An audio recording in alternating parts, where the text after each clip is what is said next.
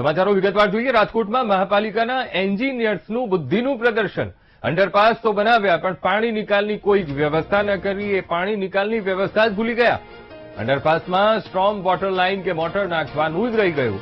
આખો અંડરપાસ બની ગયા ત્યાર પછી એન્જિનિયર્સને યાદ આવ્યો પાણી નિકાલનો પ્રશ્ન કે આ પ્રશ્ન તો બાકી જ છે। ટ્રાફિકની સમસ્યા નિવારવા દસ્તુર માર્ગ પર અંડરપાસ બનાવાયો પણ તંત્રના જવાબદારોને વાંકે હજુ સુધી અંડરપાસનું લોકાર્પણ નથી કરાયું। તૈયાર થયેલા અંડરપાસને હજુ સુધી લોકો માટે ખુલ્લો નથી મુકાયો।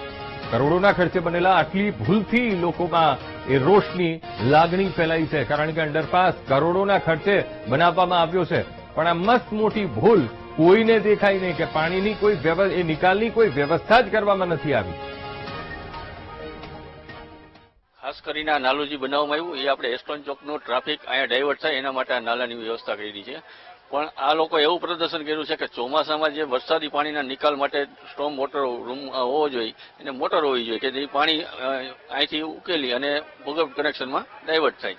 પણ આ લોકોને અત્યારે આપણા એન્જિનિયરોને એ ખબર ન પડી કે આપણે આ બનાવી તો નાખ્યું નાલું પણ પાણીની નિકાલ માટે એને સ્ટ્રોંગ રૂમ અને પાણીની મોટર એ ભૂલી ગયા છે। એ બુદ્ધિનું પ્રદર્શન કર્યું છે અને લોકોના ટેક્સના પૈસાથી આ એન્જિનિયરોને આવડા મોટા પગાર દેતા હોય અને આવા તજજ્ઞ એન્જિનિયરો હોય અને આવી ભૂલ કરે તો ભૂલ અથવા ભ્રષ્ટાચાર આ બેમાંથી એક વસ્તુ આ લોકોએ કરી છે અને એની પબ્લિકે આપણે ટ્રાફિક સમસ્યાની બમણી થવાની છે અને પાણીની વ્યવસ્થા રહી કે ખાસ કરીને વરસાદી પાણીના નિકાલ માટે એને સ્ટ્રોંગ મોટર રૂમ અને મોટર લગાડવી જોઈએ। એ લગાડી નહીં એટલે આવતા દિવસોમાં જે વરસાદ આવશે ત્યારે ટ્રાફિકની સમસ્યા ડબલ થવાની છે। રાજકોટમાં ટ્રાફિકની સમસ્યા સર્જાય છે જેના કારણે કોર્પોરેશન દ્વારા દસ્તુર માર્ગ ઉપર અંડરપાસ છે તે બનાવવામાં આવ્યું છે। આપ સીધા દ્રશ્યો જોઈ શકો છો, છેલ્લા ઘણા સમયથી આ અંડરપાસ બની તો ગયું છે પરંતુ તેમાં પાણી નિકાલની વ્યવસ્થા નથી રાખવામાં આવી, જેના કારણે આ અંડરપાસને ખુલ્લું નથી મૂકવામાં આવ્યું। એટલે કે કોર્પોરેશન દ્વારા જે આ બુદ્ધિનું પ્રદર્શન કરવામાં આવ્યું છે તેનો વધુ એક ઉત્તમ નમૂનો છે તે હાલ જોવા મળી રહ્યો છે।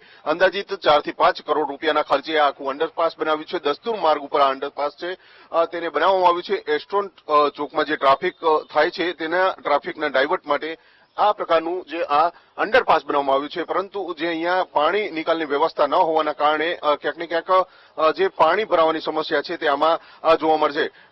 જે પ્રકારે અંદાજિત 4 કરોડના ખર્ચે આખું આ મોટું જે અંડરપાસ બનાવવામાં આવ્યું છે તેમાં એક પણ પ્રકારની જે વરસાદી પાણી નિકાલની વ્યવસ્થા નથી રાખવામાં આવી, તેને લઈને અનેક સવાલો છે તે હાલ ઉભા થઈ રહ્યા છે। હાલ તો આ અંડરપાસ છે તે બનીને તૈયાર થઈ ગયું છે, પરંતુ જ્યારે તેમાં પાણી નિકાલની વ્યવસ્થા ન રાખવામાં આવી હોય એટલે કે તંત્રના બુદ્ધિનું પ્રદર્શન છે તેનો વધુ એક આ નમૂનો છે તે અહીંયા રાજકોટમાં જોવા મળી રહ્યો છે।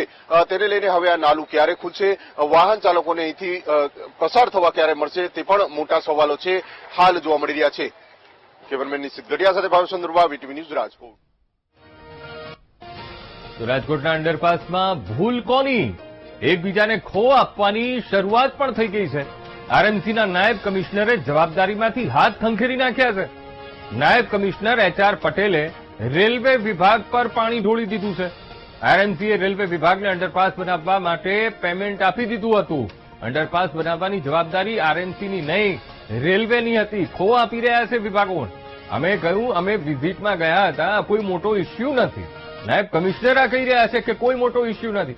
રેલવે હજુ કોર્પોરેશનને આ અંડરપાસ નથી સોંપ્યો તેવું નાયબ કમિશનર એ કહી રહ્યા છે, લૂલો બચાવ કરી રહ્યા છે। પણ સવાલ એ થઈ રહ્યો છે કે આ અંડરપાસ જે બનાવી નાખવામાં આવ્યો ટ્રાફિકની સમસ્યા ઉભી ના થાય તેના માટે, જાહેર જનતાની સુખાકારીમાં વધારો કરવા માટે, તેમને તકલીફ ના પડે, ટ્રાફિક ક્યાં વધે નહીં, એ સમસ્યા વધે નહીં, વકરે નહીં, તેના માટે આ અંડરપાસ બનાવી દીધો છે। પણ પાણીનો નિકાલ કેવી રીતે થશે એ જ કરવાનું ભૂલી ગયા છે।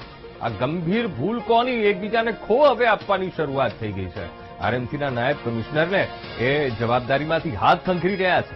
નાયબ કમિશનર HR પટેલ કહી રહ્યા છે તેમણે આખોએ મામલો રેલવે વિભાગ પર ઢોળી દીધો છે।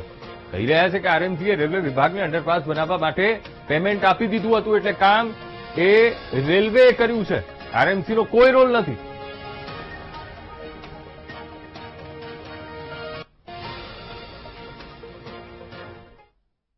રેલવે વિભાગ દ્વારા બનાવવામાં આવ્યું હોય, આપણે એને એ ઇન્વોઇસ રેઝ કરે એટલે આપણે ડિપોઝિટ એના ત્યાં જમા કરાવી દઈએ। કોઈ પણ જગ્યાએથી રેલવે પસાર થતી હોય એના નીચેના નાલાની બનાવવાની સંપૂર્ણ જવાબદારી કે કાયદા મુજબ રેલવે વિભાગ જ બનાવતું હોય આપણા તરફથી એમને જે અમાઉન્ટ એ લોકો રેસ કરે કે અમને આટલો ખર્ચ થશે એટલા પૈસા આપણે રાજકોટ મહાનગરપાલિકા દ્વારા એના ડિપોઝિટ તરીકે આપતા આવીએ છીએ. એનું સુપરવિઝનથી માંડી કન્સ્ટ્રક્શનથી માંડી તમામ જિમ્મેદારી રેલવે વિભાગની હોય છે. રાજકોટ મહાનગરપાલિકાને હજી ઓફિશિયલી સોંપવામાં નથી આવ્યું. અમારી પાસે એક લોકો અમને સોંપી દે ત્યારબાદ અમે એનું ઓપનિંગ મતલબ ચાલુ કરી શકીએ. તેમ છતાં આજે અમે જોવા ગયા હતા કે ભાઈ વોટ ઇઝ ધ એની શું પરિસ્થિતિ છે, ટ્રાફિક બાબતની શું પરિસ્થિતિ છે, પાણી નિકાલ બાબતમાં શું વ્યવસ્થા છે, એ બધી વ્યવસ્થા જોવા ગયા હતા. ત્યાં વધુ વરસાદ આવે તો ડેફિનેટલી એ તો પુલ એ અંડરબ્રિજ બંધ કરવો પડે. આઝાદીના 77 વર્ષે પણ